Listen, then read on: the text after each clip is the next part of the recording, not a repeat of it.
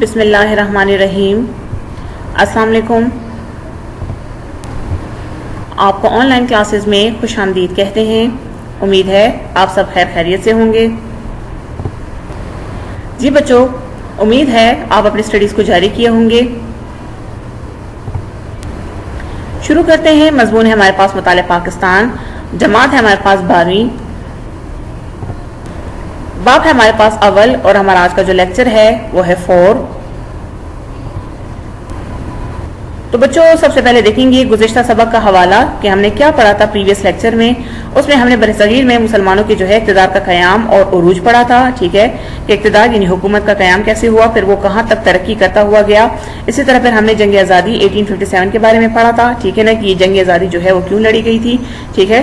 اس کے پھر اثرات جو تھے مسلمانوں پہ، یعنی اس کے بعد جو مسلمانوں کی حالت تھی، یعنی ان پہ کس قسم کے حالات سے ان کو گزرنا پڑا، وہ ہم نے سارا اس میں پڑھا تھا۔ آج ہم جو پڑھیں گے وہ ہے ہمارے پاس، ٹھیک ہے، باب اول کا عنوان ہے علی گڑھ تحریک، ٹھیک ہے۔ آج ہم نے علی گڑھ کے بارے میں پڑھنا ہے۔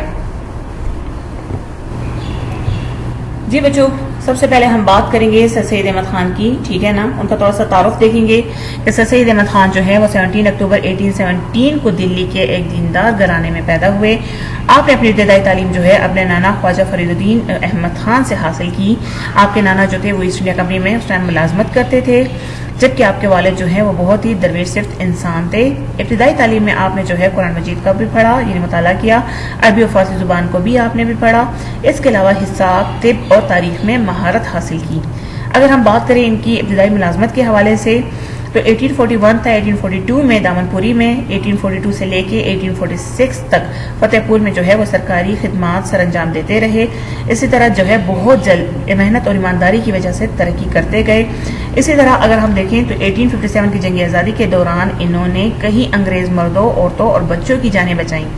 آپ نے یہ کام انسانی ہمدردی کی بنا پر کیا تھا۔ جب جنگ آزادی ختم ہوئی تو آپ کو ان خدمات کی وجہ سے بنا پر جو ہے انگریزوں نے آپ کو ایک جاگیر پیش کی، لیکن آپ نے اسے قبول کر لینے سے اس بنا پر انکار کر دیا کہ میں ایسی جاگیر لینے کے لیے تیار نہیں جس سے مسلمانوں کے خون کی بو آ رہی ہو۔ پھر اسی طرح ملازمت میں جو ہے وہ ترقی کرتے گئے۔ آپ کی تعیناتی جو ہے مراد آباد میں کر دی گئی۔ اسی طرح جو ہے 1862 تک آپ مراد آباد میں رہے۔ اس کے بعد آپ کا تبادلہ غازی پور میں ہو گیا۔ 1876 میں آپ بنارس میں تعینات ہوئے، ٹھیک ہے نا۔ 1877 میں آپ کو امپیریل کونسل کا رکن جو ہے وہ نامزد کیا گیا۔ اسی طرح سر کا خطاب آپ کو دیا گیا، یعنی آپ کی ذہانت، قابلیت اور محنت کی وجہ سے انگریزوں نے آپ کو سر کا خطاب دیا۔ اب ہم بات کریں گے علی گڑھ تحریک کی، ٹھیک ہے۔ تو علی گڑھ تحریک کا تھوڑا سا پس منظر ہم سب سے پہلے دیکھیں گے کہ جب اورنگزیب عالمگیر کی وفات کے بعد مسلمانوں کی جو سیاسی بالادستی تھی وہ بالکل ختم ہو کے رہ گئی تھی۔ مسلمان معاشرہ جو تھا وہ انتشار کی راہ پر چلنے لگا تھا۔ مسلمان جو کبھی حاکم تھے اب غلامی کی زندگی گزارنے پر مجبور ہو گئے تھے۔ مسلمانوں کی شاندار روایات، تہذیب سب کچھ جو ہے وہ زوال کا شکار ہو گیا تھا۔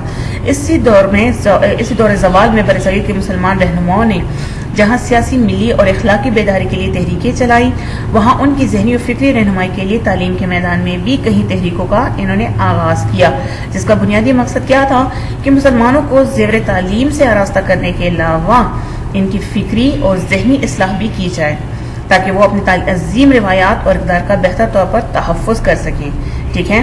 اسی طرح سر سید احمد خان کو یہ سعادت نصیب ہوئی تھی کہ انہوں نے مسلمان قوم کی ترقی کے احیاء کا جو ہے وہ بیڑا اٹھایا تھا۔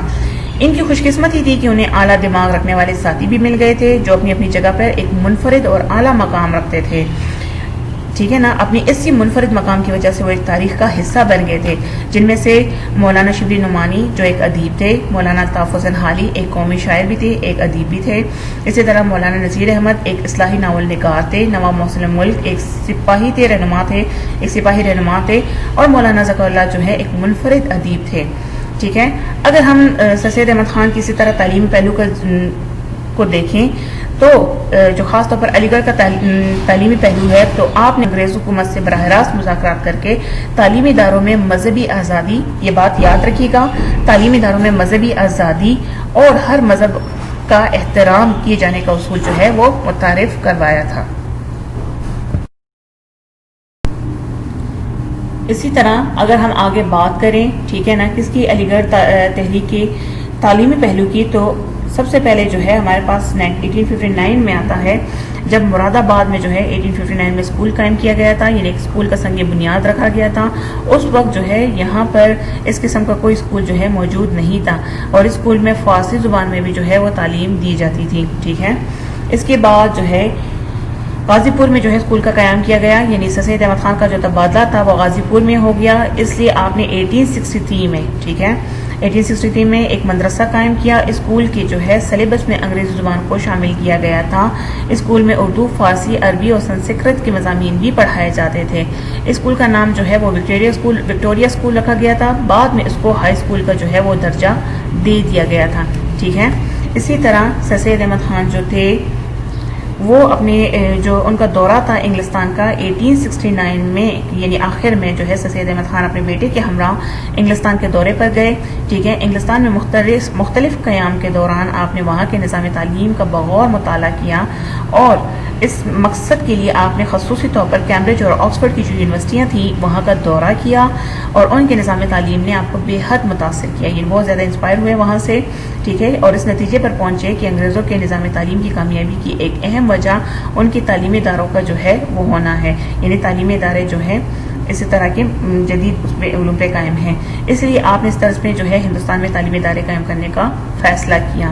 اسی طرح اگر ہم بات کریں 1870 میں، تو انگلستان سے واپسی پر سر سید احمد خان نے انجمن ترقی کے نام سے جو ہے وہ مسلمانان ہند کے نام سے ایک کمیٹی قائم کی، جس کا کام کیا تھا مسلمانوں میں جدید تعلیم سے بیزاری کی وجہ جو ہے وجوہات جو ہے وہ معلوم کرنا تھا ٹھیک ہے نا۔ اسی طرح یعنی کہ کیا وجوہات ہیں کہ مسلمان جو ہے وہ جدید تعلیم سے بیزار ہیں ٹھیک ہے۔ پھر اسی طرح 1875 میں آپ نے جو ہے کالج کے قیام کی طرف بھی پہلا قدم رکھا، جب 1875 میں یہاں پہ ایک جو ہے MAO کالج کی بنیاد آپ نے رکھا تھا ٹھیک ہے نا، جہاں پورے ہندوستان سے طلبہ آتے تھے۔ 1875 میں یہاں پہ جو ہے 66 جو طلبہ تھے وہ ہاسٹل میں مقیم تھے۔ سر سید احمد خان کے انتقال کے وقت کل جو طلبہ کی تعداد تھی وہ 349 تھی، ان میں سے 250 جو اسٹوڈنٹس تھے وہ ہاسٹل میں مقیم تھے۔ مختلف علاقوں سے تعلق رکھنے والے طلبہ جب اکٹھے رہنے لگے، اس کا سب سے بڑا فائدہ یہ ہوا کہ جب مختلف علاقوں سے تعلق رکھنے والے طلبہ جب اکٹھے رہنے لگے تو ان کا جو زاویہ تھا، زاویہ نگاہ جو زندگی کے بارے میں تھا وہ بھی بہت زیادہ وسیع تر ہوتا گیا۔ ان میں یکجہتی، اتفاق اور اتحاد کے جذبات جو ہے وہ پروان چڑھنے لگے۔ اسی طرح آپ کی جو ہے وہ بہت زیادہ خواہش تھی کہ اس کالج کو جو ہے جلد از جلد ایک خود مختار یونیورسٹی کی شکل میں جو ہے وہ دیکھا جائے، لیکن ان کی یہ خواہش ان کی زندگی میں پوری نہیں ہوئی ٹھیک ہے نا۔ 1920 میں علی گڑھ کالج کو مسلم علی گڑھ یونیورسٹی میں تبدیل کر دیا گیا۔ اسی طرح سائنٹیفک سوسائٹی کا قیام بھی آپ نے کیا تھا ٹھیک ہے نا، یعنی مغربی علوم کو مسلمان طلبہ کے لیے آسان تر بنانے کے لیے سر سید احمد خان نے ضروری سمجھا کہ جدید علوم کو اردو میں منتقل کیا جائے۔ 1864 میں سائنٹیفک سوسائٹی کا قیام آپ نے کیا۔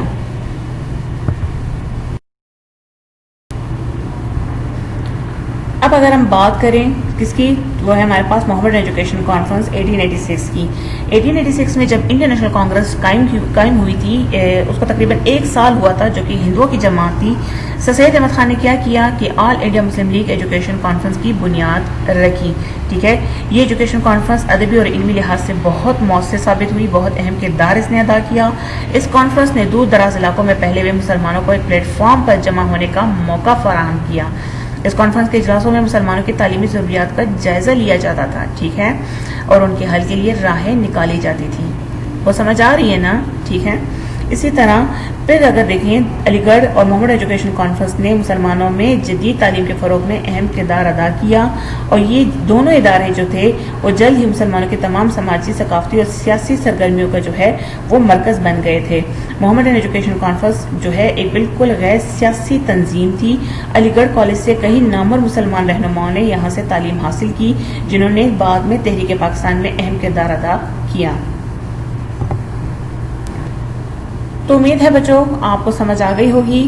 آخر میں ہماری وہی دعا ہے کہ جہاں رہیں خیر خیریت سے رہیں۔ آپ کا بہت شکریہ۔